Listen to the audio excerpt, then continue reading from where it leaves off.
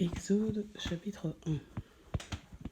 Voici la liste des fils d'Israël qui ont accompagné Jacob en Égypte, chacun avec sa famille.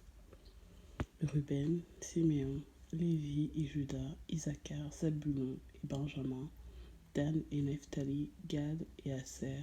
Les descendants de Jacob étaient au nombre de 70, Joseph étant déjà en Égypte à ce moment-là. Joseph mourut, ainsi que tous ses frères et toute leur génération. Les Israélites eurent beaucoup d'enfants, leurs descendants se multiplièrent considérablement et devinrent de plus en plus puissants, si bien qu'ils remplirent tout le pays. Un nouveau pharaon vint au pouvoir en Égypte. Il ne connaissait pas Joseph. Il dit à ce sujet: Voyez, le peuple des Israélites est nombreux, plus nombreux et plus puissant que nous. Il est temps d'aviser à ce sujet pour qu'ils cessent de se multiplier. Sinon, en cas de guerre, ils risquent de se ranger aux côtés de nos ennemis et de combattre contre nous pour quitter ensuite ce pays. Alors, on imposa aux Israélites des chefs de corvée pour les accabler par des travaux forcés. C'est ainsi qu'ils durent bâtir pour le pharaon les villes de Python et de Ramsès pour servir de centre d'approvisionnement.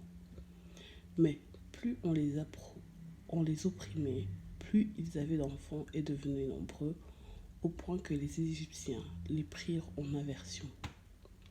Alors ils les réduisirent à un dur esclavage et leur rendirent la vie amère par des rudes corvées, fabrication de mortiers, confection de briques, travaux en tout genre dans les champs, bref, toutes les tâches auxquelles on les asservit avec cruauté. Il y avait 2 sages-femmes pour les Hébreux. Elles se nommaient Shifra et Poua. Le pharaon leur donna cet ordre: Quand vous accoucherez les femmes des Hébreux et que vous constatez le sexe de l'enfant, si c'est un garçon, mettez-le à mort.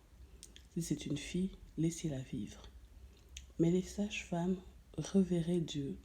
Elles n'obéirent pas au pharaon. Elles laissèrent la vie sauve aux garçons.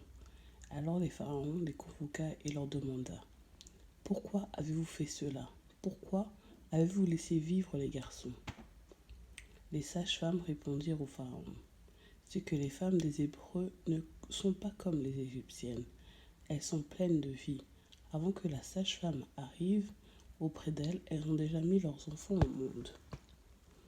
Dieu fit du bien aux sages-femmes et le peuple continua à se multiplier et devint extrêmement puissant. Comme les sages-femmes avaient agi parce qu'elles révéraient Dieu, Dieu fit prospérer leur famille.